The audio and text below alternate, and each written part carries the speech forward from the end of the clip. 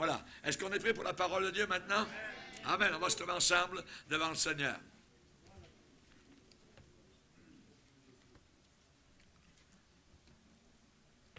Alléluia. Ce que Dieu peut faire pour vous. Ce que Dieu peut faire pour vous. Et évidemment, Dieu veut faire certaines choses pour chacun d'entre vous. Nous allons lire au psaume 37 à partir du verset 1er. Psaume 37. Ne t'irrite pas, ça veut dire ne te mets pas en colère contre les méchants. N'envie pas, ne jalouse pas ceux qui font le mal, car ils sont fauchés aussi vite que l'herbe, et ils se flétrissent comme le gazon vert.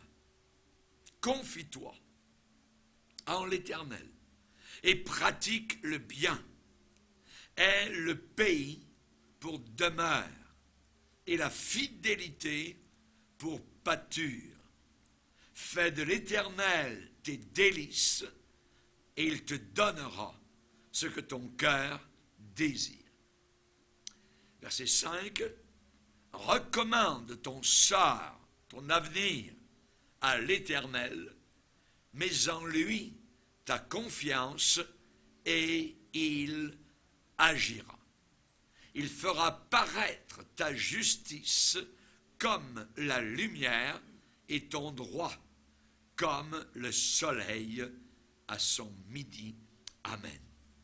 Seigneur, nous voulons te bénir, nous voulons te glorifier pour le rassemblement de tes enfants, Seigneur. Nous te demandons, Seigneur, que nous puissions comprendre et réaliser, Seigneur, quelle est cette volonté qui est toujours bonne, qui est toujours agréable et qui est parfaite. Tu es le créateur, Seigneur, du lieu sur lequel nous sommes nés, ici-bas, sur cette planète. Tu nous as créés, Seigneur, directement dans ce lieu que toi-même as créé, afin que nous puissions un jour venir à toi, te connaître, te servir, t'aimer, et finalement aller dans ce lieu de gloire que tu as préparé pour nous, cette ville qu'attendait Abraham. Nous te demandons, Seigneur Jésus, de bénir les réflexions de nos cœurs.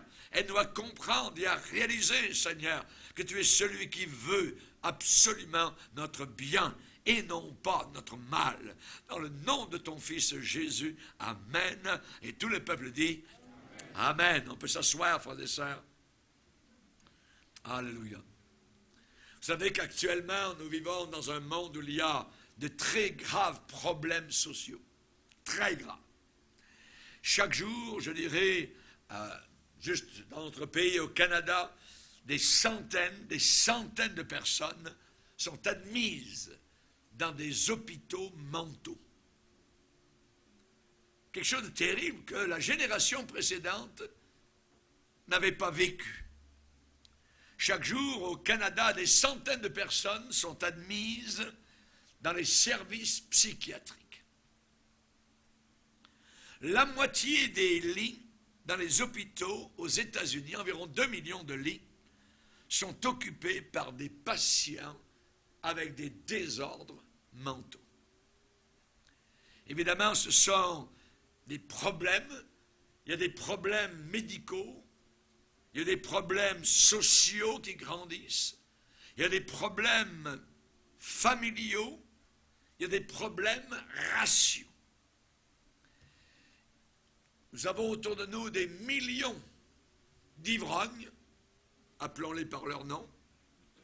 Nous avons un nom, je dirais, douillet et agréable, qu'on appelle alcoolique, voyez. Le vrai nom, c'est ivrogne. Et la Bible dit qu'aucun ivrogne n'entrera dans le royaume de Dieu. Donc, chaque jour, il y a ces choses-là, des centaines de criminels dangereux, psychopathes, qui marchent dans nos rues. Il y a, je dirais, des suicides dont on n'entend pas parler. Les médias disent « Monsieur un tel est mort ». Comment est-il mort? Ouais, ça, les médias, généralement, ne le disent pas. Le taux de divorce, n'en parlons pas, parce que, évidemment, aujourd'hui, le mariage n'existe quasiment plus. Combien sont adonnés à la drogue? Des millions d'enfants en Amérique du Nord vont en cours juvénile avec des désordres de personnalité. Et ça coûte des millions et des milliards de dollars à nos gouvernements. Qu'est-ce qui ne va pas avec nos gens, dans notre société? Les payeurs de taxes payent pour tout cela, les contribuables. Et il y a évidemment des millions de dollars qui sont dépensés de notre côté pour rechercher qu'est-ce qui ne va pas.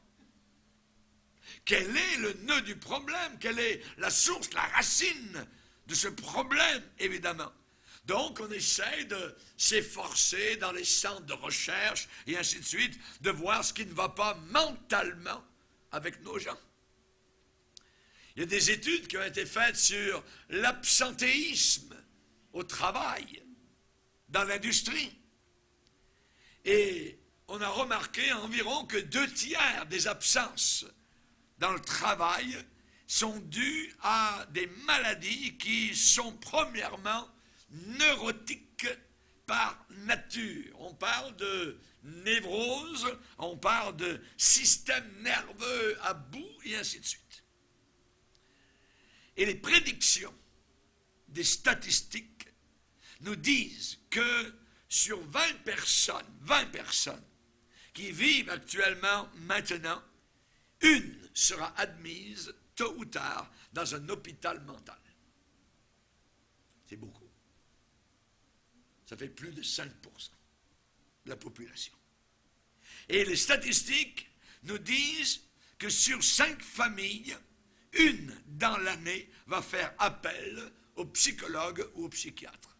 Ça, c'est environ 20 à 25% de la société. Cette conduite que je qualifierais d'anormale grandit de façon exponentielle actuellement. Et cela crée évidemment de très graves problèmes sociaux, médicaux. Cela crée des problèmes même dans la politique et la sécurité nationale d'un pays. Dans le Washington Post, dernièrement, dans un article signé par Helen Godman, on lit que 50% des Américains s'attendent à une guerre nucléaire dans leur génération. Et parmi les jeunes, ils s'attendent à cette guerre nucléaire dans les prochaines 10 années qui s'en viennent. C'est ce que les gens pensent. Mais j'aimerais vous dire que je dirais beaucoup, une grande partie, peut-être 75 à 80% des problèmes mentaux en Amérique du Nord et dans le monde occidental ont une base spirituelle et religieuse. On a mis Dieu à la porte. Alors l'homme se dépatouille comme il le peut, voyez. On réalise une chose, c'est que nous avons besoin de croire en lui si nous voulons résoudre nos conflits intérieurs. On ne peut pas exclure Dieu. On ne peut pas mettre Dieu à la porte de la vue panoramique de la vie. Qu'est-ce que Dieu peut faire pour nos problèmes mentaux, pour nos problèmes émotionnels, pour nos problèmes de stress, nos problèmes de tension dans la vie ou de dépression? Ce livre me dit, qui est le seul et unique livre de Dieu, on me dit dans un passage d'une lettre aux Éphésiens, « Or, à celui qui peut faire au-delà, bien plus que tout ce que vous pensez, imaginez ou même croyez. Il est capable il a une capacité divine qui nous dépasse. Ce n'est plus une capacité humaine ou surhumaine, c'est une capacité divine. Il est capable d'accomplir ce que l'homme ne peut pas faire. Que peut-il faire? Ce que Dieu peut faire pour toi, premièrement. Premièrement, le Seigneur veut enlever totalement, il veut déraciner ce sens de culpabilité qui est dans le cœur de l'homme. Cette génération se bat avec la culpabilité et ne veut pas en entendre parler. La jeunesse ne veut rien savoir sur l'histoire de culpabilité. Coupable de quoi? Le péché n'existe pas à leurs yeux. Donc de quoi serais-je coupable? Le bien, c'est ce que toi tu penses. Le mal, c'est ce que toi encore tu penses. Pour moi, ce que tu appelles mal, pour moi c'est très bien, il n'y a pas de problème avec cela. Donc tout est, je dirais, à un niveau de nivelage. Et la psychologie est très bonne là-dedans. Pourquoi? Parce qu'en psychologie, il n'y a que des victimes. Tout le monde est victime. Personne n'est responsable. Personne n'est responsable. C'est arrivé à cause de l'autre, à cause de ceci, la société. Ma mère, mon père, mon arrière-père, mon arrière-grand-mère, et ainsi de suite. Oui. Cette conscience du péché, les psychiatres, les psychologues l'appellent complexe de culpabilité. Ma Bible me dit que l'Esprit de Dieu ne contestera pas à toujours avec l'homme. Ça veut dire que l'Esprit de Dieu, le Saint-Esprit, vrille le cœur, essaye de percer, je dirais, la cuirasse épaisse que l'homme veut placer devant son Dieu. Mais l'Esprit de Dieu ne contestera pas à toujours avec l'homme. Avant le déluge de Noé, Dieu a contesté. Mais un beau jour, paf, la pluie est venue. Oh, c'est quoi ça? Elle a tombé, elle a tombé, elle a tombé, jusqu'à ce qu'ils soient tous noyés. Sauf Noé et sa famille. La conviction de péché. Quand le Seigneur dit, le Saint-Esprit viendra, il convaincra le monde de péché. C'est lui qui convainc. C'est lui qui fait ce travail. Et nous sommes tous aux prises avec cette connaissance de péché. De péché. Combien de personnes sont en train de ramper sous un sens de faillite? Certaines personnes sont en train de s'écrouler, d'être poursuivies par ce sentiment de culpabilité. Quand nous étions sans force, Christ est mort pour des pécheurs, pour des impies. Alléluia. Jésus offre l'occasion, il est le seul à le faire, de devenir une nouvelle personne. Quelqu'un qui se convertit à l'islam ne devient pas une nouvelle personne. La personne a simplement changé de religion. La personne qui se tourne vers le bouddhisme, la personne qui se tourne vers le yoga, la personne qui se tourne vers les sciences occultes, voyez, il n'y a pas de changement de cœur. Il n'y a que Jésus-Christ qui est capable d'enlever, d'extirper un cœur de pierre et de le remplacer par un cœur de chair. Alléluia. Si quelqu'un est en Christ, il est une nouvelle création. Les choses anciennes sont passées, voici que toute chose devient nouvelle. Je ne me souviendrai plus de leur péché. De leur péché. À partir du moment où cette société, la nôtre, a voulu gommer, balayer, effacer le péché, nous sommes entrés dans le trouble. Je dirais que tout le ministère de Jésus-Christ a été ponctué de paroles de pardon. Partout où il allait. Prends courage, mon enfant. Tes péchés sont pardonnés. La femme adultère, aux pieds de Jésus, je ne te condamne pas, mais va et ne pêche plus. ne pêche plus. Oui. Si nous confessons nos péchés, il est fidèle et juste pour nous les pardonner. Autant l'Orient est éloigné de l'Occident, autant le Seigneur éloigne de nous nos péchés. Courez pas après eux, ils sont introuvables. Introuvables. Introuvables. Alléluia. Les paroles de Jésus ont été des paroles de délivrance aux captifs à son époque, et c'est pareil aujourd'hui. Il a envoyé sa parole et il a guéri les malades. Il a guéri ceux qui avaient besoin de guérison.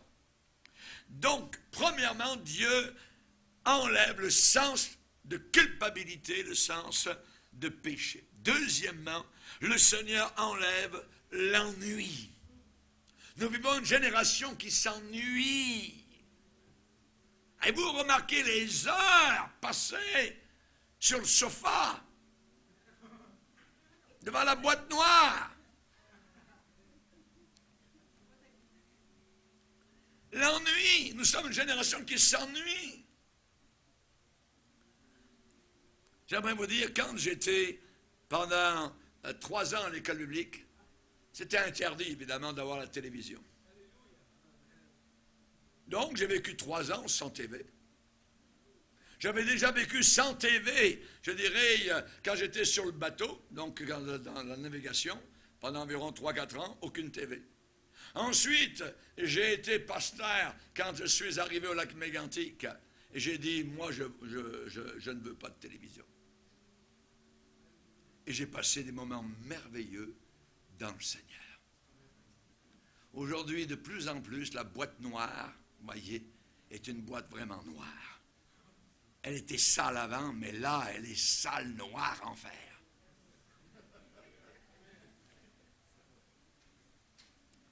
La vie moderne, avec ses gadgets, a créé une nouvelle maladie, si je peux dire, c'est l'ennui. C'est dole. Vous voyez?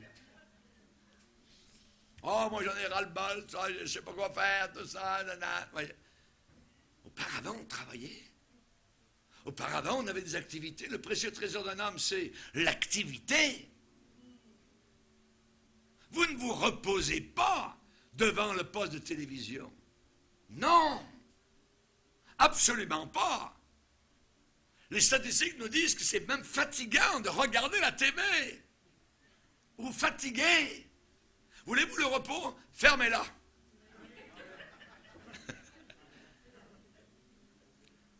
On est habitué à vivre dans un monde de bruit, de musique, partout, partout.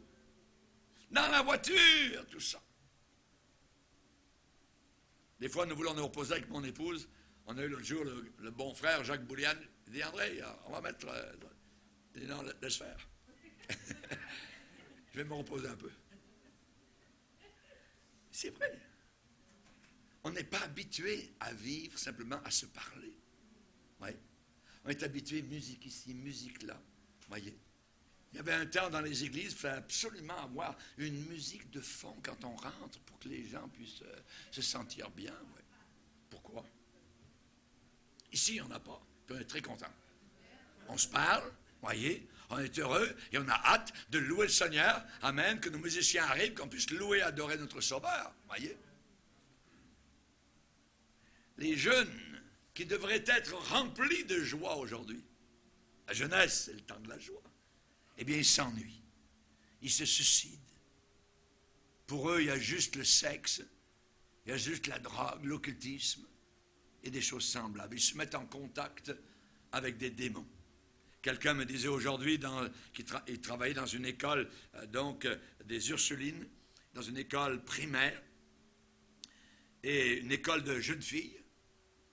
Et là, dans toutes les classes, tout ce qu'il y avait pour comme amusement, c'était de lire soit les livres de Harry Potter, ou bien d'avoir le Ouija board, c'est-à-dire les contacts avec les démons. C'est abominable. C'est abominable. Il y a un frère qui a amené son ami l'autre jour à l'assemblée et il raconte que son ami avait joué avec le Ouija board. Et un beau jour, il est en train, dans la maison, en train de parler de Jésus. Et le moment où il a dit le mot Jésus, paf! Il a reçu un coup de poing dans l'épaule. Chers amis, quand on rentre en contact avec les démons, ils existent. Et si vous les invitez, alors ils n'ont que de la haine contre vous. Et surtout vis-à-vis de Jésus-Christ. L'apôtre Paul nous a dit que nous n'avons pas à combattre contre la chair et le sang, mais contre les puissances diaboliques dans les lieux de ténèbres, d'obscurité. Ils sont vaincus par le sang de Jésus et par la parole de notre témoignage. Des jeunes qui devraient vivre, je dirais, avec joie, sont en train de s'ennuyer. Et ils n'ont pas trouvé la solution à l'ennui. Ils sont oppressés par un sens de banalité, pas de but. Ils ne sont pas consacrés à quoi que ce soit. Ils ne sont pas prêts à mourir pour rien du tout, sauf pour le diable.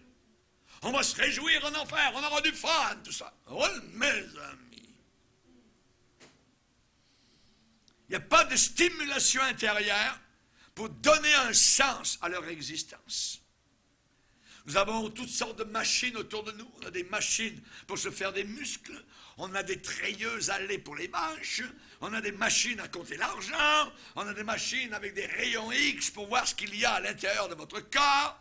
Nous poussons un bouton et nous allumons nos maisons. Nous poussons encore un bouton et nous pouvons laver nos vêtements, laver la vaisselle, démarrer nos voitures à distance, battre nos œufs, mélanger nos gâteaux, cuire notre pain, four micro-ondes, ordinateur, fax, cellulaire, blablabla, et ainsi de suite. Et nous sommes malheureux au milieu de tous ces gadgets. Jésus peut-il nous sauver de l'ennui? Ah oui. Ah oui. Aujourd'hui, beaucoup de gens, si on leur pose la question, qu'est-ce que tu aimerais avoir? Ah, j'aimerais avoir plus d'argent. J'aimerais avoir une plus grande maison, une nouvelle voiture, une plus belle taille. Vous voyez? Et quand vous avez cela, quand même, vous n'êtes pas satisfait. Il n'y a pas la satisfaction. Elle n'est pas au rendez-vous.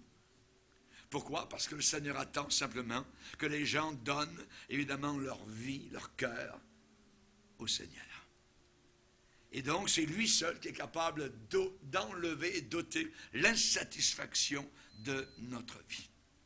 Notre société est championne pour la communication et les gens n'ont jamais été aussi seuls. Jamais aussi seuls. On ne sait pas quoi faire de tous nos temps de loisirs. Moi et mon épouse, nous aimerions avoir 5 vies parce qu'on les remplit tout le temps. C'est merveilleux. Je suis en train de courir. Tout à l'heure, j'étais juste jeune pasteur à l'âge de 25 ans. Je me retourne maintenant. Voyons, je suis déjà rendu proche de 70. Mais voyons, non, ça n'a pas de sens. Pourquoi? Parce que je ne me suis jamais ennuyé.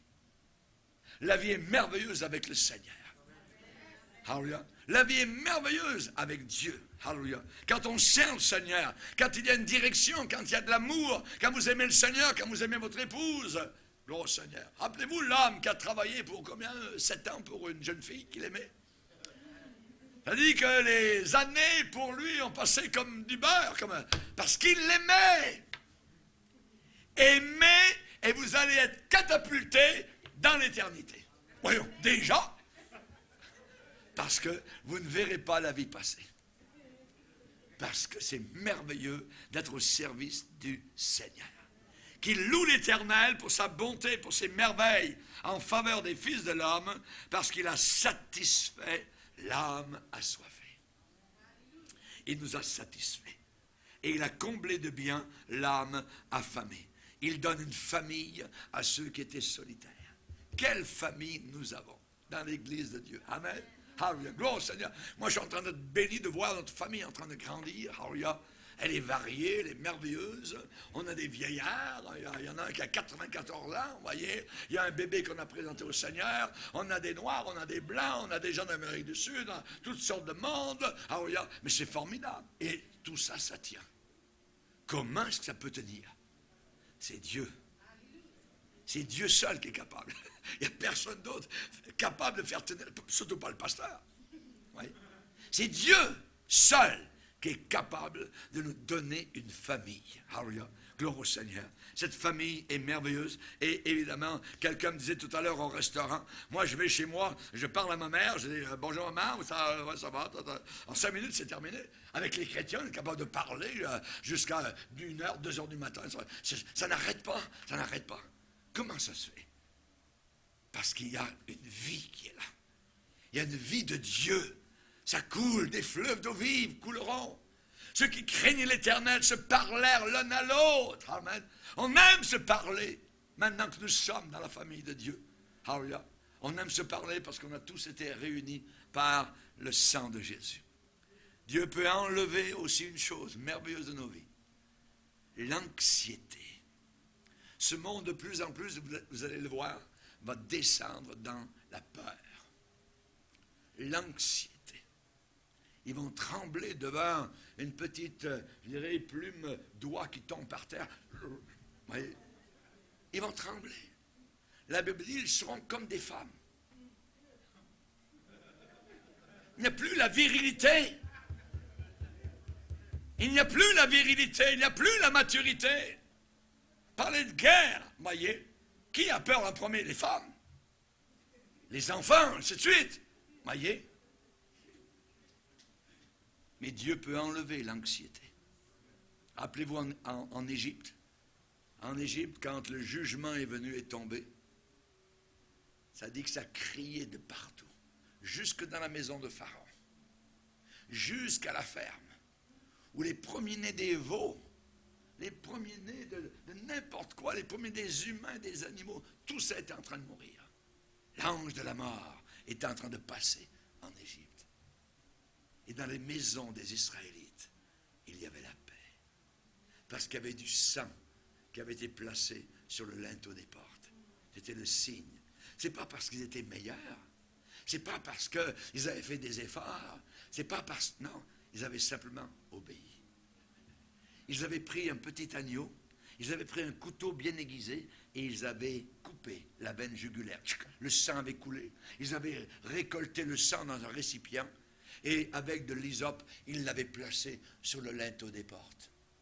C'était pas beau à voir, du sang sur le linteau des portes. Mais c'est ça qui les a sauvés. Amen. Alléluia. Quelqu'un à l'intérieur cette soirée-là aurait pu dire, grand-père, est-ce que vraiment on est épargné? Écoute de l'autre côté. Les cris, ça meurt partout, tout autour de nous. Certainement que nous aussi, on va tomber par terre dans la maison, on va être tués. Alors le grand-père de dire à son enfant, va regarder juste à l'extérieur de la porte. Est-ce qu'il y a le sang? Est-ce que le sang coule? Est-ce qu'on voit le sang? Et l'enfant s'en va et retourne et dit, grand-papa, le sang est là. C'est ça. C'est le sang qui nous donne la paix. C'est ce que l'Église a perdu aujourd'hui. Et quand vous avez perdu le sang, vous avez tout perdu. C'est le sang qui nous protège. Ce n'est pas nos bonnes œuvres, voyez. Ce n'est pas le psychologue. C'est pas Robert Schuller, c'est pas Rick Warren, c'est pas Benahin, c'est pas roule par terre. Non, c'est le sang. C'est le sang de Jésus qui a coulé à la croix. Tout est là. Enlevez le sang de la Bible et vous n'avez qu'un livre religieux. Avez-vous remarqué le nombre de cantiques aujourd'hui où le sang a été enlevé? Auparavant, on chantait sur le sang de Jésus. Que Dieu nous garde sous le sang. Et c'est le seul moyen pour vaincre Satan. Ils l'ont vaincu par le sang de l'agneau et par la parole de leur témoignage. Alléluia. Dieu peut enlever cette anxiété. Amen. L'homme a toujours été assailli par des soucis. Amen. Et les pressions de la vie moderne ont aggravé ce problème. Mais la Bible dit, déchargez-vous sur lui de tous vos soucis. Oui, on en a, mais on se décharge. Moi, j'aime bien l'expression et l'image de ce camion, amen, qui a une benne et qui le camionneur, il appuie. Alors, il y a sur le bouton et le déchargement, le sable, quoi que ce soit, tombe. Appuyez sur le bouton de la foi. Et ce qui est lourd sur vous, vous déchargez sur le Seigneur. Amen. Comme c'est facile, comme c'est merveilleux, mais il faut le faire. Il faut le faire pour rouler léger. Alléluia. Rouler léger. On a des camionneurs, ils savent de quoi je parle aujourd'hui. Alléluia. Gloire au Seigneur. Il y a un homme un jour qui a abandonné totalement ses plans de suicide après avoir entendu la parole de Dieu, simplement. Il s'est agenouillé et il a trouvé Jésus-Christ. Alléluia. Que votre cœur ne se trouble pas, a dit Jésus. Que votre cœur ne se trouble pas. Il y a beaucoup de demeures dans la gloire. Beaucoup de vous, peut-être, vous êtes remplis d'anxiété innombrables et multiples. Apportez-les aux pieds du Seigneur. Dieu peut enlever la perplexité. Être perplexe, c'est plus que quoi faire. Où est-ce que j'en suis? Dieu est capable d'enlever cela. Un vrai chrétien, il sait toujours où il en est. Même si quelqu'un vient en disant, oh, attention, l'eau va tomber du toit. Ôte-toi. Un autre arrive par l'autre porte et dit, ôte-toi de là parce que le plancher est en train de s'écrouler. Hop, mes amis. Quand tout s'écroule, voyez, quand tout s'en va à la ruine, quand vous êtes perplexe, nous avons un refuge appelé Jésus-Christ de Nazareth. Alléluia. Et nous venons vers lui.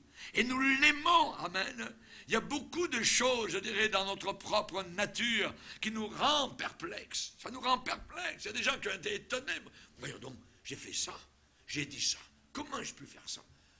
Comment ai-je pu aller à tel endroit? Ils sont perplexes. C'est vraiment étonnant. Ils se rendent compte qu'ils sont vraiment des pécheurs. Voyez, comment ça se fait? J'ai battu ma femme. Hein? Ma femme que j'aime. Paf, paf! Voyons donc. Qu'est-ce qui m'arrive? Parfois, on est perplexe. Voyez. Il y a beaucoup de personnes qui sont troublées en confrontant les énigmes troublantes de leur propre vie et leur rapidité à pécher. Certains sont ébranlés, secoués, tremblent en pensant à leur incapacité de faire face à leur propre vie. Et Jésus est capable de nous donner des réponses satisfaisantes aux grandes questions de la vie. Qui suis-je? Qui suis-je? Pourquoi suis-je né? Je n'étais pas là auparavant. Et le monde tournait sans moi. Et tout d'un coup, je suis arrivé. Pourquoi? C'est des grandes questions. Qu'est-ce que je fais ici-bas? Les cimetières sont là pour me dire que tôt ou tard, je m'en vais. Je vais vers quelque part. Mais où est-ce que je m'en vais? Beaucoup de gens se posent, on appelle ça des questions existentialistes. Alors vous avez évidemment les Jean-Paul Sartre, les Simone de Beauvoir, tous les philosophes, les Jean-Jacques Rousseau, les Descartes. Eh bien, nous avons la réponse, nous les philosophes. Vous êtes simplement, je dirais, un petit microbe sur un paquet de boue qui s'appelle la planète Terre. Vous lisez leurs livres, c'est à peu près ça. Et à la fin de la lecture, tout ce que vous avez envie, c'est de prendre un pistolet, paf. C'est terrible. C'est terrible. Toutes les grandes questions de la vie peuvent être résolues quand vous venez par la foi à Jésus-Christ. Quand vous le recevez, quand vous ouvrez la porte et que vous le recevez non seulement comme votre sauveur, mais en même temps comme votre patron, le boss, le maître. Alléluia. Gloire au Seigneur. Alors, nous, chrétiens, on est intelligents, on est fins, tout ça, et On a des manières de faire. Alors, certains ont dit, ben oui, j'ai accepté Jésus quand il m'a sauvé comme mon sauveur. Et puis ensuite, 10 ans plus tard, je l'ai accepté comme mon maître. Hein? C'est quoi cet évangile? Montre-moi dans la Bible cette doctrine-là. Où un jour tu acceptes Jésus comme ton sauveur, puis plus tard, tu l'acceptes comme ton maître. Mais non! Les premiers chrétiens, quand ils acceptaient Jésus-Christ dans leur cœur, ils l'acceptaient tout de suite comme sauveur, patron, maître, boss. Et ça démontrait que c'est lui maintenant le Seigneur qui avait autorité sur ces vies nouvelles. Alléluia. Le Seigneur a dit, je t'instruirai et je te montrerai la voie que tu dois suivre. Je te conseillerai, j'aurai le regard sur toi. Le Seigneur est capable d'enlever toute l'inquiétude de votre vie. Toute l'inquiétude. Lisez avec moi dans Philippiens 4. Philippiens chapitre 4.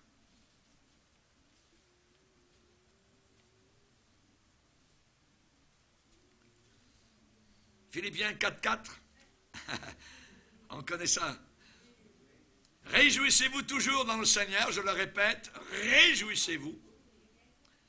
Verset 5, que votre douceur, votre humilité soit connue de tous les hommes, le Seigneur est proche.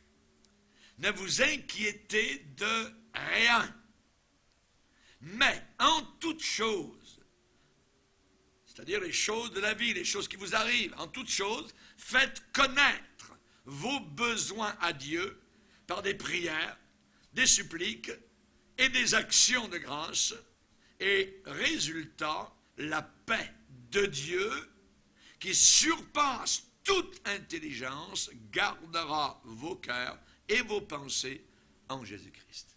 Amen. Alléluia. Donc, la Bible est simple, elle est claire. Ne vous inquiétez de rien, le Seigneur est proche. Mais vous, si vous avez des difficultés, faites connaître vos besoins. Faites-les. Oui, mais il les connaît déjà. Non, il dit de les faire connaître. C'est à nous de les faire connaître. Faites connaître vos besoins à Dieu par des prières, des supplications. Dieu peut enlever aussi autre chose, la solitude. Nous n'avons jamais eu une génération aussi seule que la nôtre. Il y a des gens qui meurent, on les retrouve morts un mois après. Au printemps, ou quand ça commence à sentir mauvais, il y a quelque chose. Mais personne ne s'est soucié de ces gens jusqu'à leur mort. Il y avait un homme seul qui était à Jérusalem et il était seul depuis 38 ans. Quelle solitude. Il a dit à Jésus, je n'ai personne. Je n'ai personne. Je n'ai personne pour m'aider. Je n'ai personne pour me descendre dans la piscine quand il y a un mouvement de l'esprit ou un ange supposément descend et tous ceux qui descendent sont guéris. Mais moi, je n'ai personne pour m'aider. Je suis paralysé. Je ne peux pas tirer mon corps. Personne. Je n'ai personne. David, à une époque, a dit, je ressemble au pélican du désert. Le pélican du désert sur ses pattes, oui. Je suis tout seul. Il y a des gens seuls comme cela dans la vie. Beaucoup le sont. Dieu n'avait pas créé l'homme au départ pour qu'il vive une vie de solitude misérable. Non, non, non, non. En Éden, Dieu lui avait procuré une compagne. En plus, Dieu venait le visiter tous les soirs. Tous les soirs. Dieu descendait pour empêcher que l'homme qu'il avait créé soit seul. Voyez. Et aujourd'hui, eh bien, nous ne sommes plus jamais seuls, nous les chrétiens. Puisque nous avons Jésus, et avant de monter au ciel, il a dit, je suis avec vous tous les jours jusqu'à la fin du monde. Je suis avec vous. Si quelqu'un est avec vous, c'est que vous n'êtes plus seul. Voyez, vous n'êtes plus seul. Il est là. Il est présent. Il s'appelle Jéhovah Shammah.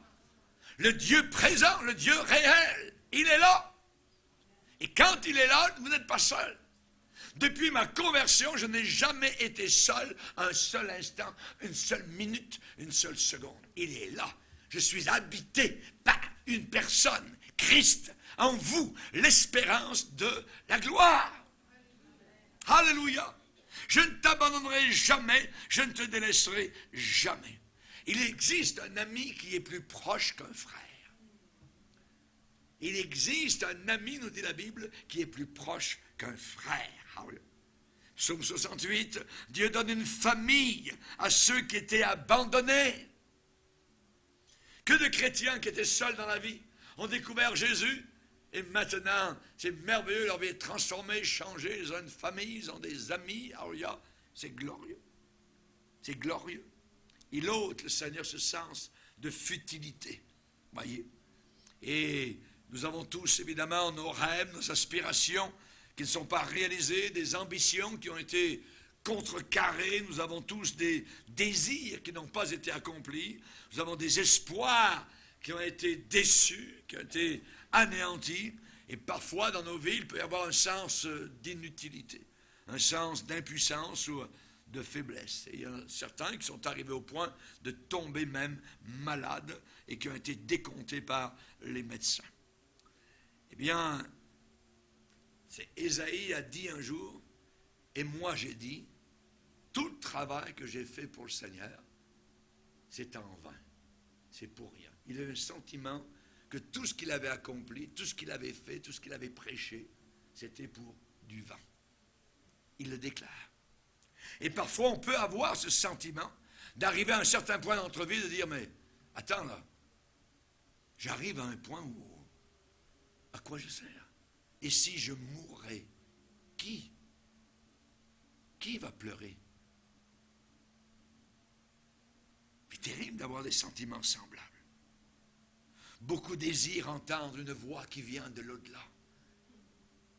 Cette voix, rappelez-vous que Jacob, qui se pensait seul, en train de dormir, comme oreiller une pierre, et en pleine nuit, pof, un immense escalier de gloire, sur lesquels les anges montent et descendent.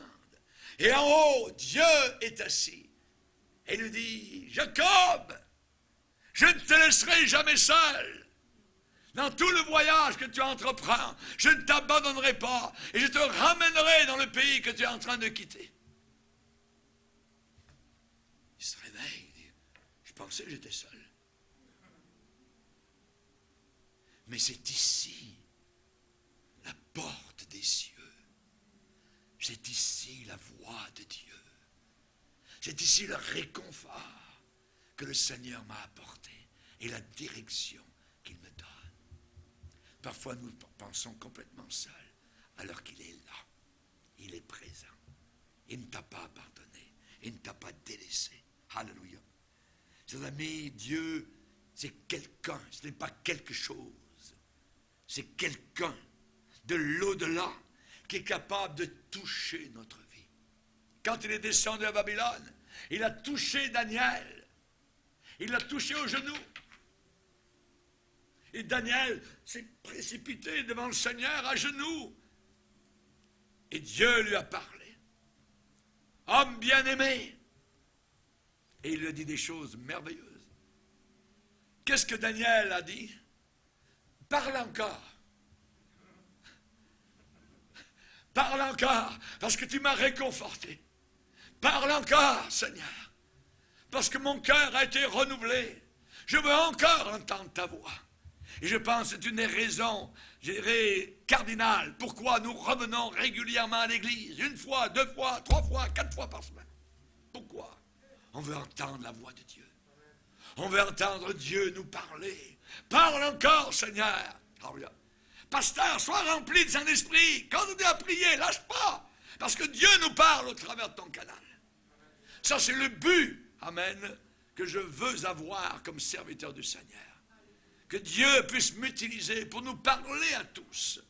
Et que nous puissions entendre non plus la voix d'un homme, mais soudain il y a comme un trigger, quelque chose qui est tiré sur votre cœur, voyez, pour nous montrer que Dieu est en train de nous parler. Alléluia. Merci Seigneur. Merci Seigneur. Et en terminant, je vous dirai que Dieu est capable de nous délivrer de conflits intérieurs. Quand le diable vient et il nous met dans les combats. Moi, j'arrive des fois à l'assemblée, je suis en plein dans les combats. Si je vous montrais mon bouclier, mes amis, vous me direz, pasteur, comment ça peut tenir, ça? Il est tellement bossé, cabossé, tout ce que vous voulez, vous voyez. Ah, c'est normal. Pourquoi? Parce que Satan va viser, évidemment, le dirigeant. Il va viser, vous voyez, pour essayer de désarçonner. Cette nuit, j'ai dormi peut-être, je ne sais pas, à 4 heures. J'arrivais pas à dormir. Tu es devant le Seigneur. Un combat spirituel. Une bataille. On n'amène pas la parole de Dieu comme cela, juste. Si Satan arrivait, imaginez, à détruire nos émissions de radio, à détruire notre site Internet, à détruire cette merveilleuse que Dieu est en train de faire et d'accomplir au travers de vous et moi. Ah! Comme ce serait merveilleux. Dans une ville, on ferme des bars, mais jamais une église. Quand Dieu ouvre une église, il faut la garder ouverte. Parce que c'est ici la porte des cieux. C'est là que Dieu nous parle. C'est là que les malades sont guéris. Que les pécheurs doivent venir aux pieds du Sauveur. Que Dieu nous bénisse.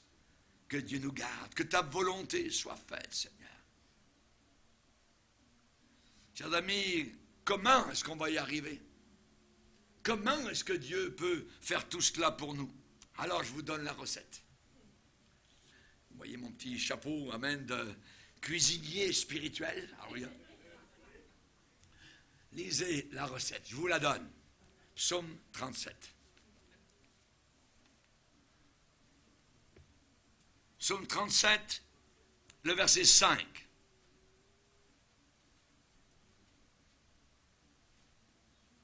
Recommande ton sort, ton avenir, ta vie, ton présent, ton futur.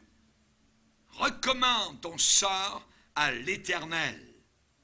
Mets en lui, le Seigneur, ta confiance et il agira.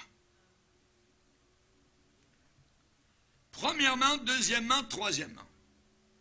Recommande ton sort à l'Éternel. Ça veut dire se commettre. Ça veut dire se confier, s'abandonner, s'engager. Remets, recommande, let go. Abandonne ta vie entre les mains du Seigneur. Mets en lui ta confiance.